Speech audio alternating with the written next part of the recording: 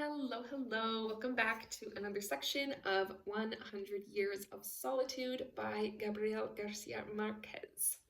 Hope you are enjoying this one so far. If you're just joining us now, hi, I'm Julie. I read books over here, and we are about at the halfway point, as you can see. So go back a few sections, get caught up, and join us here then at this section.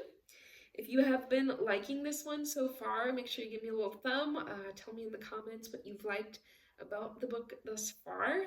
I really love the style, the magical realism that is common in South American literature, and also just the author. If you do remember, if you're a long-time listener of the channel, I did another of his novels on the channel, Love in the Time of Cholera, and that is a really beautiful story as well. So I recommend that if you enjoy him. But anyway, we are gonna get going with another section here. It's coming out a little late this video, so I want to get this out for you. We're on page 203, and we're gonna get through a section here. So let's jump in. The marriage was on the point of breaking up after 2 months because Aurelianos II, in an attempt to placate Petrocotes, had a picture taken of her dressed as the Queen of Madagascar. When Fernanda found out about it, she repacked her bridal trunks and left Macondo without saying goodbye. Aurelianos II caught up with her on the swamp road. After much pleading and promises of reform, he succeeded in getting her to come home, and he abandoned his concubine. Petrocotes, aware of her strength, showed no signs of worry. She had made a man of him. While he was still a child, she had drawn him out of Melquiades's room, his head full of fantastic ideas and lacking any contact with reality, and she had given him a place in the world.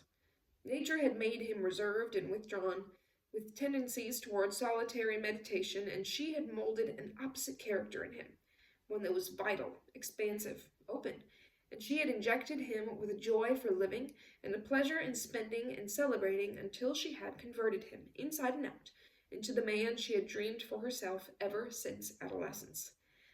Then he married, as all sons marry sooner or later. He did not dare tell her the news.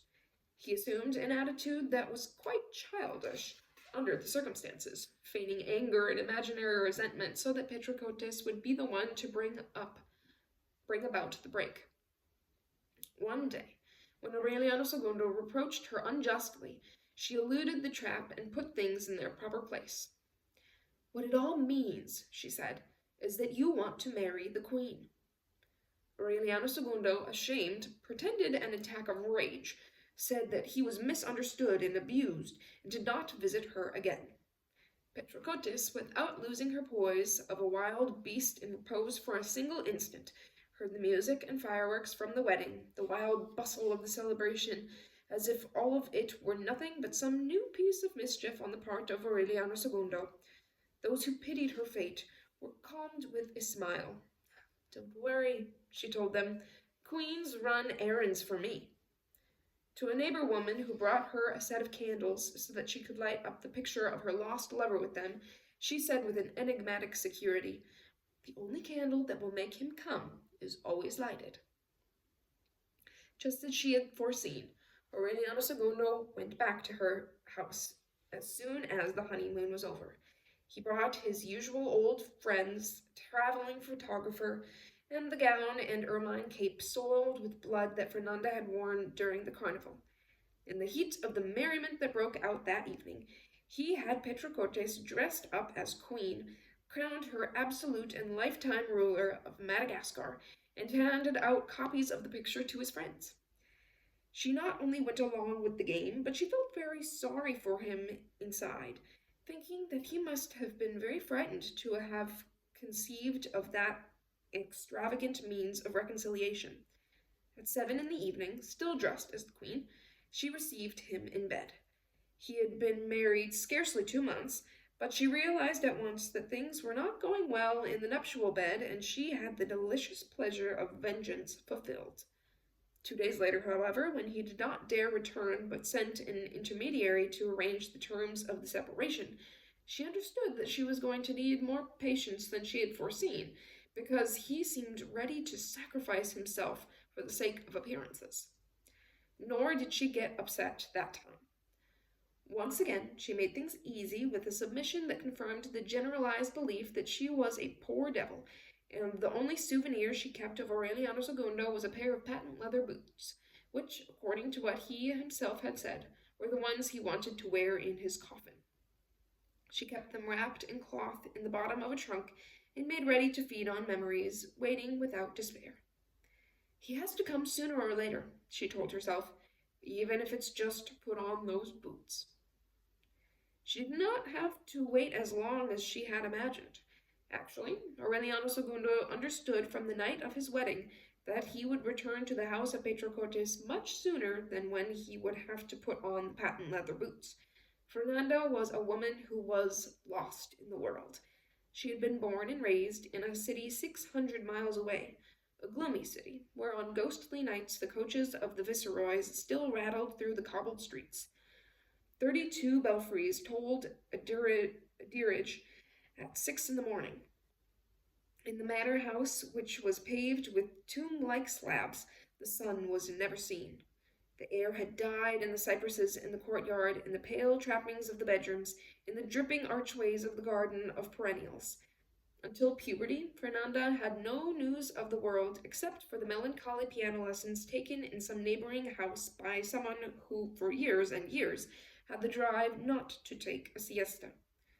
In the room of her sick mother, green and yellow under the powdery light from the window panes, she would listen to the methodical, stubborn, heartless scales and think that that music was in the world while she was being consumed as she wove funeral wreaths. Her mother, perspiring with 5 o'clock fever, spoke to her of the splendor of the past. When she was a little girl, on one moonlit night, Fernanda saw a beautiful woman dressed in white crossing the garden toward the chapel. What bothered her most about that fleeting vision was that she felt it was exactly like her, as if she had seen herself 20 years in advance. "It was your great-grandmother, the Queen," her mother told her during a truce in her coughing. "She died of some bad vapors while she was cutting a string of bulbs." Many years later, when she began to feel she was the equal of her great-grandmother, Fernanda doubted her childhood vision, but her mother scolded her disbelief. "We are immensely rich and powerful," she told her. "One day you will be a queen." She believed it, even though they were sitting at the long table with a linen tablecloth and silver service to have a cup of watered chocolate and a sweet bun. Until the day of her wedding, she dreamed about a legendary kingdom, in spite of the fact that her father, Don Fernando, had to mortgage the house in order to buy her trousseau. It was not innocence or delusions of grandeur. That was how they had brought her up. Since she had had the use of a reason, she remembered having done her duty in a gold pot with the family crest on it. She left the house for the first time at the age of 12 in a coach and horses that had to travel only 2 blocks to take her to the convent. Her classmates were surprised that she sat apart from them in a chair with a very high back, that she would not even mingle with them during recess. "She's different," the nuns would explain. "She's going to be a queen." Her schoolmates believed this because she was already the most beautiful, distinguished, and discreet girl they had ever seen. At the end of 8 years, after having learned to write Latin poetry, play the clavichord, talk about falconry with gentlemen, and apologetics with archbishops, discuss affairs of state with foreign rulers and affairs of God with the Pope, she returned to her parents' home to weave funeral wreaths. She found it despoiled. All that was left was the furniture that was absolutely necessary. The silver candelabra, the table service for the everyday utensils had been sold one by one to underwrite the costs of her education. Her mother had succumbed to 5 o'clock fever. Her father, Don Fernando, dressed in black with a stiff collar and a gold watch chain, would give her a silver coin on Mondays for the household expenses, and the funeral wreaths finished the week before would be taken away. He spent most of his time shut up in his study, and the few times that he went out he would return to recite the rosary with her. She had intimate friendships with no one. She had never heard mention of the wars that were bleeding the country. She continued her piano lessons at 3 in the afternoon. She had even begun to lose the illusion of being a queen, when 2 peremptory raps of the knocker sounded at the door, and she opened it to a well-groomed military officer with ceremonious manners who had a scar on his cheek and a gold medal on his chest. He closeted himself with her father in the study. 2 hours later, her father came to get her in the sewing room. "Get your things together," he told her. "You have to take a long trip." That was how they took her to Macondo. In one single day, with a brutal slap, life threw on top of her the whole weight of a reality that her parents had kept hidden from her for many years. When she returned home, she shut herself up in her room to weep, indifferent to Don Fernando's pleas and explanations as he tried to erase the scars of that strange joke. She had sworn to herself never to leave her bedroom until she died, when Aurelianos II came to get her. It was an act of impossible fate, because in the confusion of her indignation, in the fury of her shame, she had lied to him so that he would never know her real identity. The only real clues that Aurelianos II had when he left to look for her were her unmistakable Highland accent and her trade as a weaver of funeral wreaths. He searched for her without cease, with the fierce temerity with which Jose Arcadio Buendia had crossed the mountains to found Macondo, with the blind pride with which Colonel Aureliano Buendia had undertaken his fruitless wars, with the mad tenacity with which Ursula watched over the survival of the line, Aureliano II looked for Fernanda without a single moment of respite.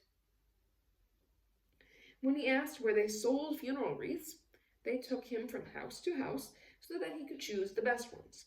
When he asked for the most beautiful woman who had ever been seen on this earth, all the women brought him their daughters. He became lost in misty byways, in times reserved for oblivion, in labyrinths of disappointment. He crossed a yellow plain where the echo repeated one's thoughts, and where anxiety brought on premonitory mirages. After sterile weeks, he came to an unknown city where all the bells were tolling a dirge. Dirge. I wonder. Although he had never seen them, and no one had ever described them to him, he immediately recognized the walls eaten away by bone salt, the broken door, wooden balconies gutted by fungus, and nailed to the outside door, almost erased by rain, the saddest cardboard sign in the world: funeral wreaths for sale. From that moment, until the icy morning when Fernanda left her house under the care of the Mother Superior, there was barely enough time for the nuns to sew her trousseau and, in 6 trunks, put the candelabra, the silver service, and the gold chamber pot, along with the countless and useless remains of a family catastrophe that had been 2 centuries late in its fulfillment. Don Fernando declined the invitation to go along. He promised to go later, when he had cleared up his affairs, and from the moment when he gave his daughter his blessing, he shut himself up in his study again to write out the announcements with mournful sketches in the family coat of arms, which would be the first human contact that Fernanda and her father would have had in all their lives. That was the real date of her birth for her. For Aureliano II, it was almost simultaneously the beginning and the end of happiness. Fernanda carried a delicate calendar with the small golden keys on which her spiritual advisor had marked in purple ink, the dates of venereal abstinence. Not counting Holy Week, Sundays, holy days of obligation, First Fridays, retreats, sacrifices, and cyclical impediments. Her effective year was reduced to 42 days that were spread out through a web of purple crosses. Aureliano II, convinced that time would break up that hostile network, prolonged the wedding celebration beyond the expected time. tired of throwing out so many empty brandy and champagne bottles so that they would not clutter up the house, and at the same time intrigued by the fact that the newlyweds slept at different times and in separate rooms while the fireworks and music and the slaughtering of cattle went on, Ursula remembered her own experience and wondered whether Fernanda might have a chastity belt too, which would sooner or later provoke jokes in the town and give rise to a tragedy. But Fernanda confessed to her that she was just letting 2 weeks go by before allowing the first contact with her husband. Indeed, when the period was over, she opened her bedroom with a resignation worthy of an expiatory victim, and Aurelianos II saw the most beautiful woman on earth, with her glorious eyes of a frightened animal and her long, copper-colored hair spread out across the pillow. He was so fascinated with that vision that it took him a moment to realize that Fernanda was wearing a white nightgown that reached down to her ankles, with long sleeves and with a large, round buttonhole delicately trimmed at the level of her lower stomach. Aureliano II could not suppress an explosion of laughter. "That's the most obscene thing I've ever seen in my life," he shouted with a laugh that rang through the house. "I married a sister of charity." A month later, unsuccessful in getting his wife to take off her nightgown, he had the picture taken of Petrocotes dressed as a queen. Later on, when he succeeded in getting Fernanda to come back home, she gave in to his urges in the fever of reconciliation, but she could not give him the repose he had dreamed about when he went to fetch her in the city with 32 belfries. Aurelianos II found only a deep feeling of desolation in her. One night, a short time before their first child was born, Fernanda realized that her husband had returned in secret to the bed of Petrocotes. "That's what happened," he admitted, and he explained in a tone of prostrated resignation. "I had to do it so that the animals would keep on breeding." He needed a little time to convince her about such a strange expedient, but when he finally did so by means of proofs that seemed irrefutable, the only promise that Fernanda demanded from him was that he should not be surprised by death in his concubine's bed. In that way, the three of them continued living without bothering each other. Aureliano II, punctual and loving with both of them, Petrocotes strutting because of the reconciliation, and Fernanda pretending that she did not know the truth. The pact did not succeed, however, in incorporating Fernanda into the family. Ursula insisted in vain that she take off the woolen ruff which she would have on when she got up from making love, and which made the neighbors whisper. She could not convince her to use the bathroom or the night lavatory and sell the gold chamber pot to Colonel Aureliano Buendia so that he could convert it into little fishes. Amaranta felt so uncomfortable with her defective diction and her habit of using euphemisms to designate everything that she would always speak gibberish in front of her. "This," she would say, "if this one first offices the husufu cantanatet statstant this smufumelu office offensif there sir officon shifisishfit." I think that this means, if one of those who can't stand these smell of their own shit. Something along those lines, but it's in like double talk. One day, irritated by the mockery, Fernando wanted to know what Amaranta was saying, and she did not use euphemisms in answering her. "I was saying," she told her, "that you're one of those people who mix up their ass and their ashes." From that time on, they did not speak to each other again. When circumstances demanded it, they would send notes. In spite of the visible hostility of the family, Fernanda did not give up her drive to impose the customs of her ancestors. She put an end to the custom of eating in the kitchen and whenever anyone was hungry, and she imposed the obligation of doing it at regular hours at the large table in the dining room, covered with a linen cloth and with silver candlesticks and table service. The solemnity of an act which Ursula had considered the most simple one of daily life created a tense atmosphere against which the silent Jose Arcadio II rebelled before anyone else. But the custom was imposed, the same as that of reciting the rosary before dinner, and it drew the attention of the neighbors, who soon spread the rumor that the Buendias did not sit down to the table like other mortals, but had changed the act of eating into a kind of high mass. Even Ursula's superstitions, with origins that came more from an inspiration of the moment than from tradition, came into conflict with those of Fernanda, who had inherited them from her parents and kept them defined and catalogued for every occasion. As long as Ursula had full use of her faculties, some of the old customs survived, and the life of the family kept some quality of her impulsiveness. But when she lost her sight, and the weight of her years relegated her to a corner, the circle of rigidity, begun by Fernanda from the moment she arrived, finally closed completely, and no one but she determined the destiny of the family. The business in pastries and small candy animals that Santa Sofia de la Piedad had kept up because of Ursula's wishes was considered an unworthy activity by Fernanda, and she lost no time in putting it to a stop. The doors of the house, wide open from dawn until bedtime, were closed during siesta time under the pretext that the sun heated up the bedrooms, and in the end they were closed for good.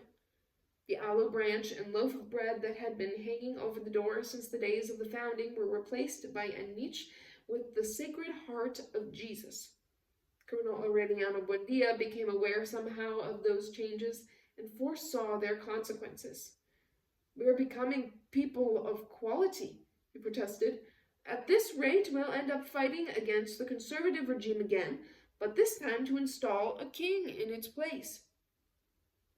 Fernanda very tactfully tried not to cross his path.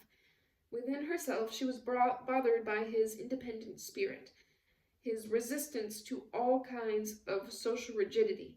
She was exasperated by his mugs of coffee at 5 a.m, the disorder of his workshop, his frayed blanket, and his custom of sitting in the street door at dusk. But she had to tolerate that one loose piece in the family machinery because she was sure that the old colonel was an animal who had been tamed by the years and by disappointment, and who, in a burst of senile rebellion, was quite capable of uprooting the foundations of the house. When her husband decided to give their first son, the name of his great-grandfather, she did not dare oppose him, because she had been there only a year. But when the first daughter was born, she expressed her unreserved determination to name her Renata, after her mother. Ursula had decided to call her Remedios. After a tense argument in which Aurelianos II acted as the laughing go-between, they baptized her with the name Renata Remedios. But Fernanda went on calling her just Renata, while her husband's family and everyone in town called her Mimi, a diminutive of Remedios. At first, Fernanda did not talk about her family, but in time she began to idealize her father. She spoke of him at the table as an exceptional being who had renounced all forms of vanity and was on his way to becoming a saint. Aurelianos II, startled at that unbridled glorification of his father-in-law, could not resist the temptation to make small jokes behind his wife's back. The rest of the family followed his example. Even Ursula, who was extremely careful to preserve family harmony, and who suffered in secret from the domestic friction, once allowed herself the liberty of saying that her little great-great-grandson had his pontifical future assured, because he was the grandson of a saint and the son of a queen and a rustler.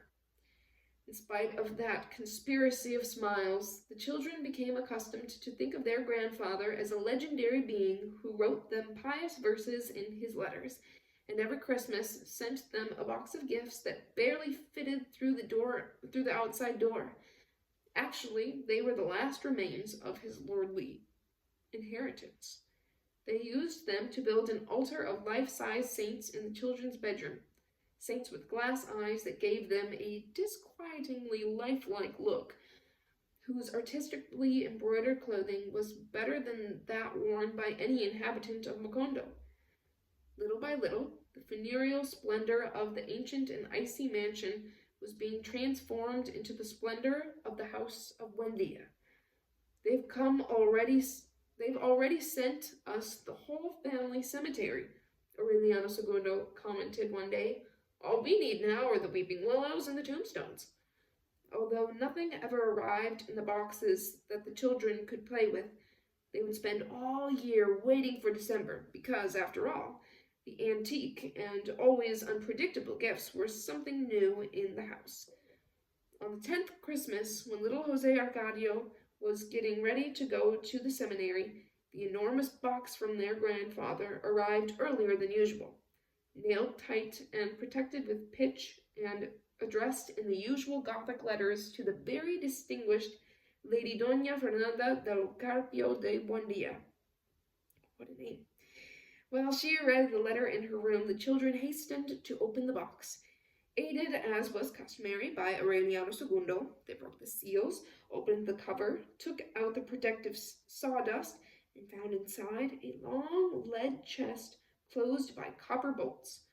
Aurelianos II took out the 8 bolts as the children watched impatiently, and he barely had time to give a cry and push the children aside when he raised the lead cover and saw Don Fernando, dressed in black and with a crucifix on his chest, his skin broken out in pestilential sores and cooking slowly in a frothy stew of bubbles like live pearls. A short time after the birth of their daughter, the unexpected jubilee for Colonel Aureliano Buendia, ordered by the government to celebrate another anniversary of the Treaty of Neerlandia, was announced. It was a decision so out of line with official policy that the colonel spoke out violently against it and rejected the homage. "It's the first time I've ever heard the word jubilee," he said, "but whatever it means, it has to be a trick." The small goldsmith's shop was filled with emissaries, much older and more solemn. The lawyers in dark suits, who in other days had flapped about the colonel like crows, had returned.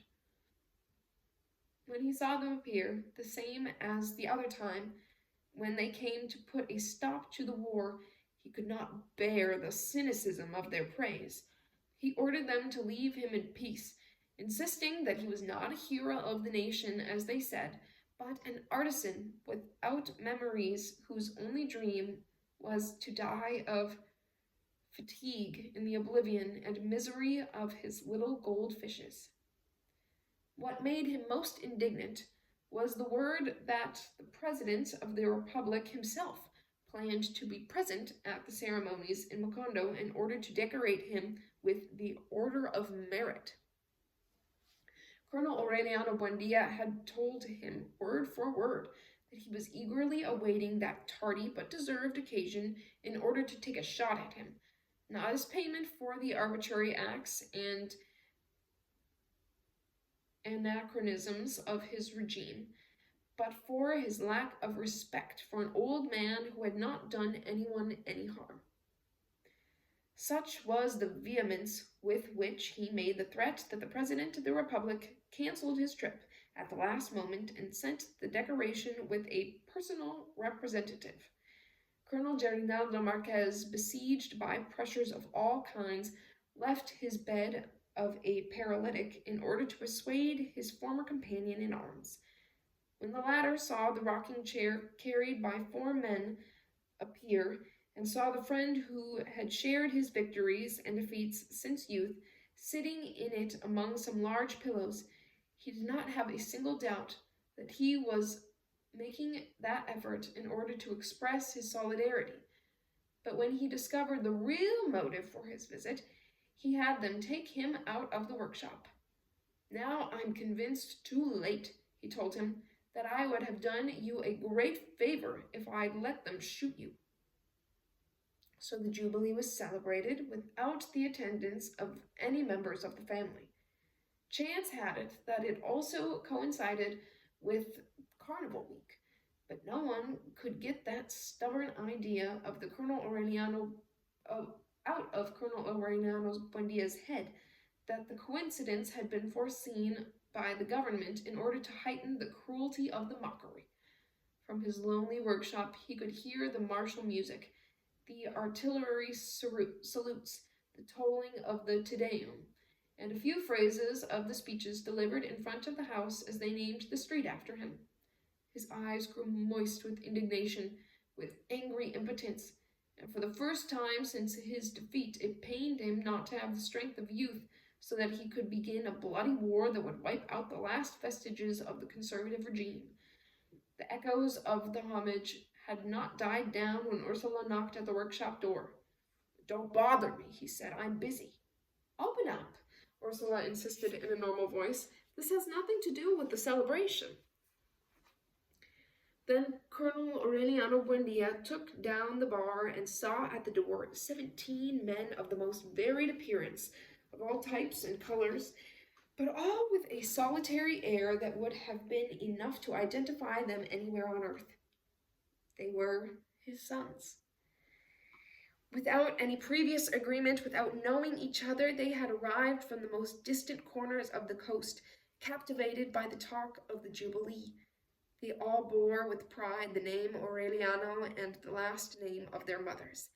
The 3 days that they stayed in the house, to the satisfaction of Ursula and the scandal of Fernanda, were like a state of war. Amaranta searched among old papers for the ledger where Ursula had written down the names and birth and baptism dates of all of them, and beside the space for each one, she added his present address.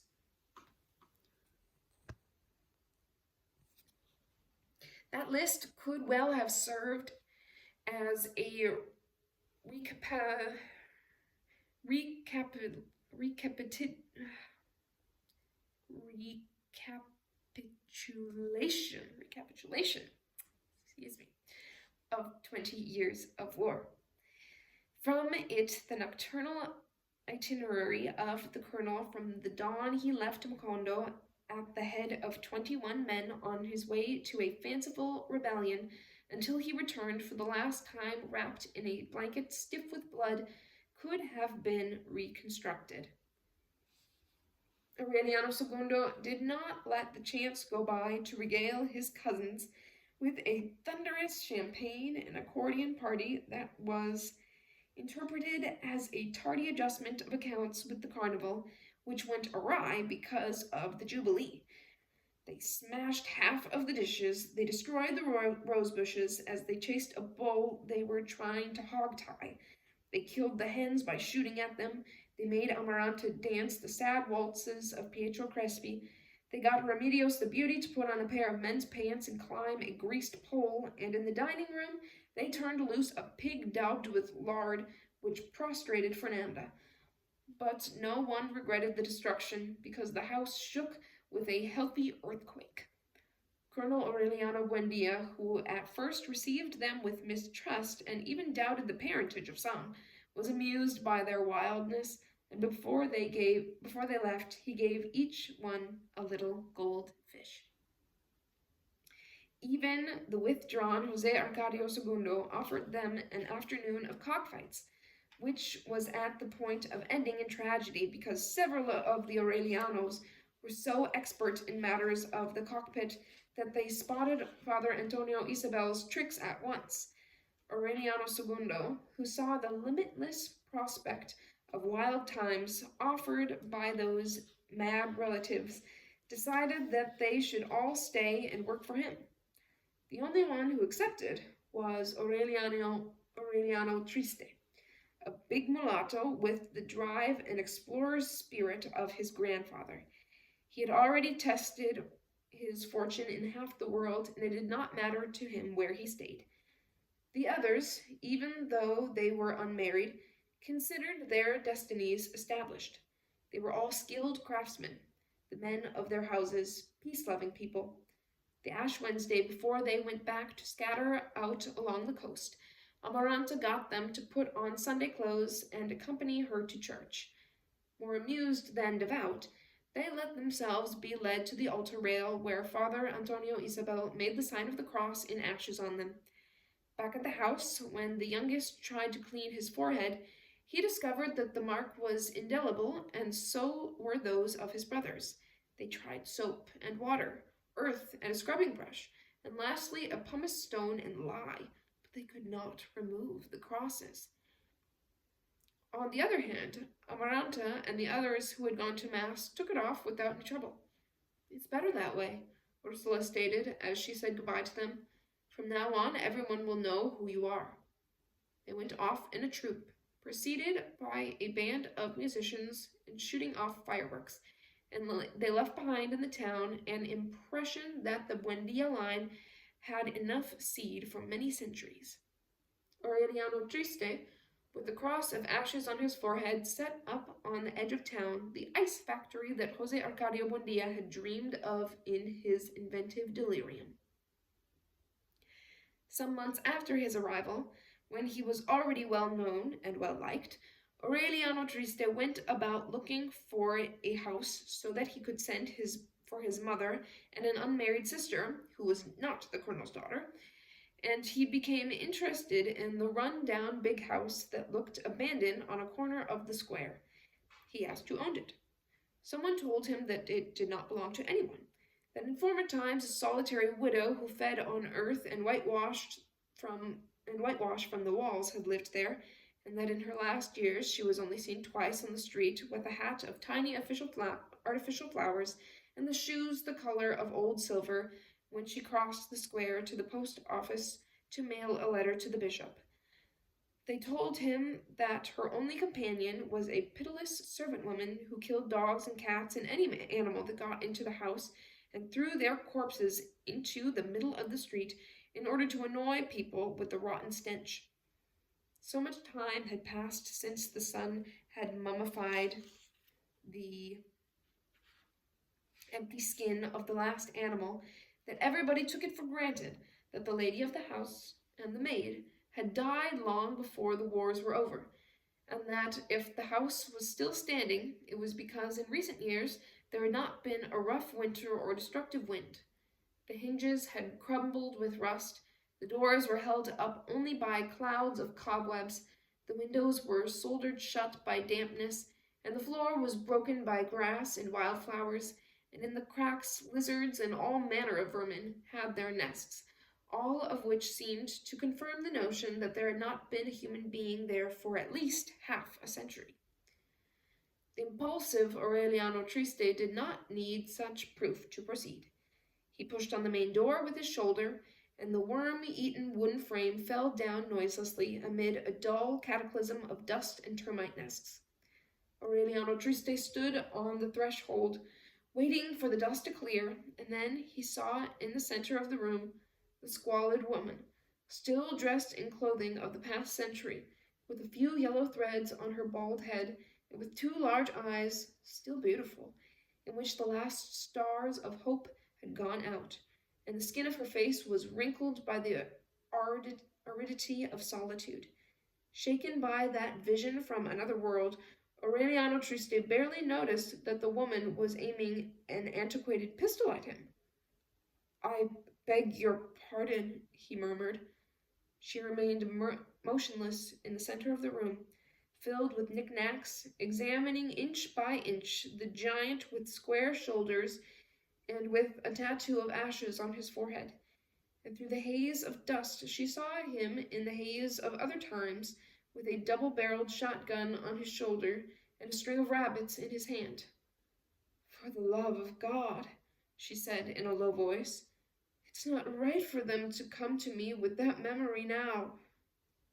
"I want to rent the house," Aureliano Triste said. The woman then raised the pistol, aiming with a firm wrist at the cross of ashes, and she held the trigger with a determination against which there was no appeal. "Get out," she ordered. That night, at dinner, Aureliano Triste told the family about the episode, and Ursula wept with consternation. "Holy God!" she exclaimed, clutching her head with her hands. "She's still alive!" Time, wars, the countless everyday disasters had made her forget about Rebecca. The only one who had not lost for a single minute the awareness that she was alive and rotting in her warm hole was the implacable and aging Amaranta.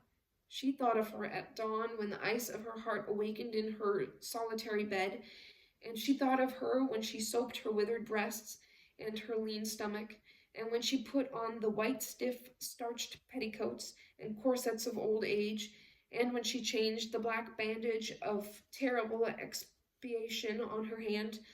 Always, at every moment, asleep and awake, during the most sublime and most abject moments, Amaranta thought about Rebecca, because solitude had made a selection in her memory, and had burned the dimming piles of nostalgic waste that life had accumulated in her heart, and had purified, magnified, and eternalized the others, the most bitter ones.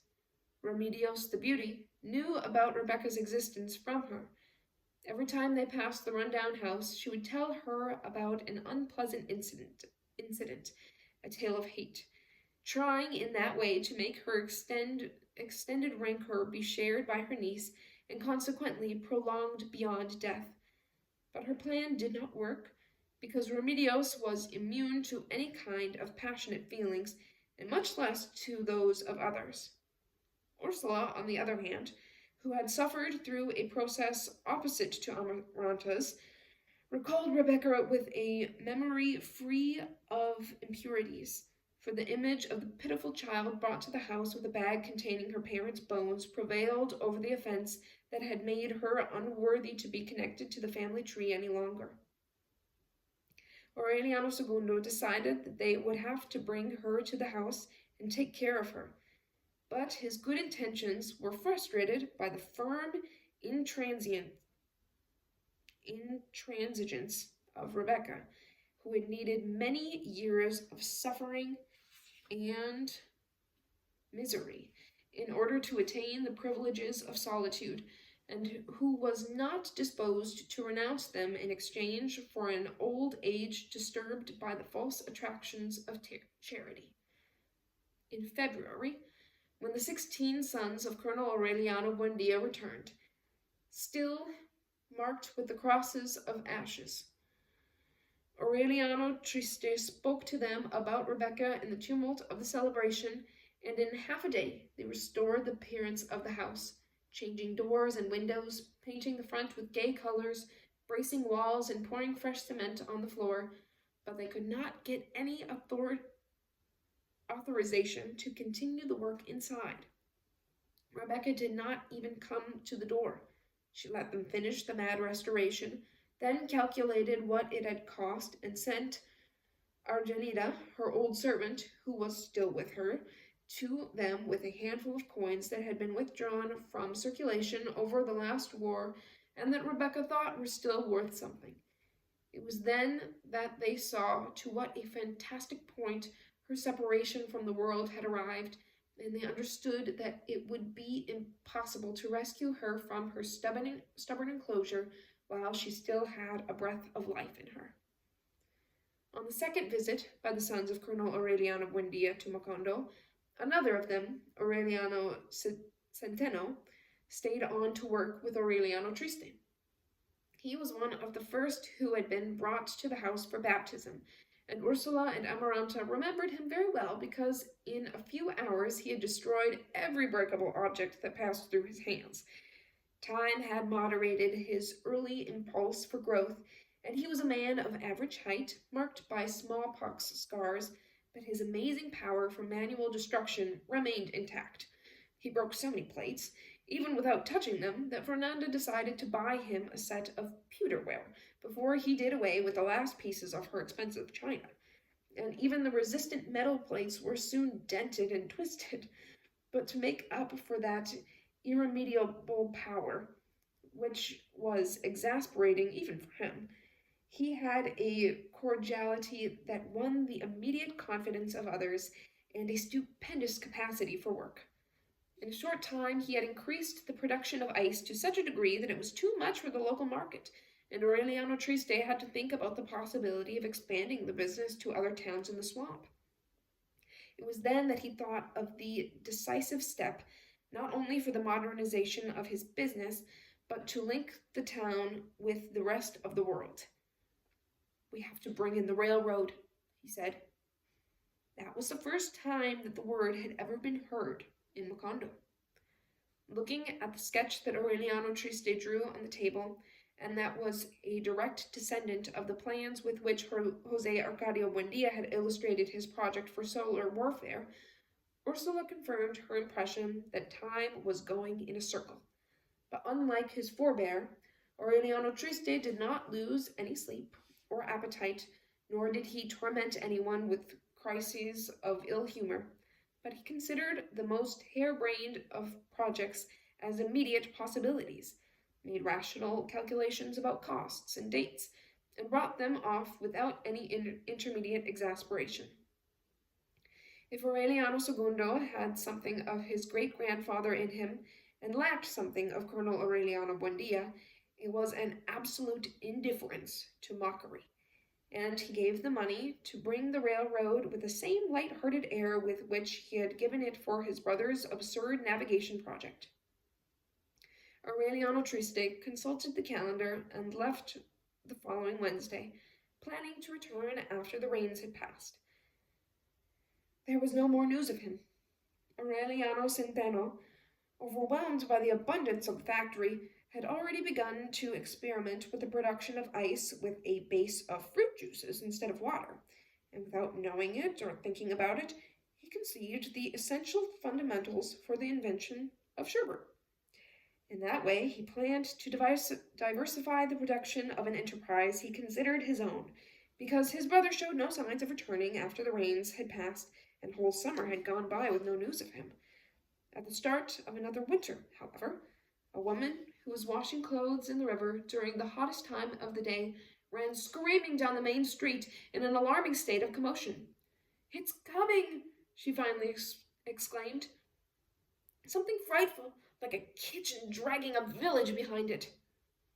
At that moment the town was shaken by a whistle with a fearful echo and a loud, panting respiration. During the previous weeks, they had seen the gangs who were laying ties and tracks, and no one paid attention to them because they thought it was some new trick of the gypsies, coming back with whistles and tambourines and their age-old and discredited song and dance about the qualities of some concoction put together by journeyman geniuses of Jerusalem. But when they recovered from the noise of the whistles and the snorting, all the inhabitants ran out into the street and saw Aureliano Triste waving from the locomotion, and in a trance they saw the flower-bedecked train which was arriving for the first time 8 months late.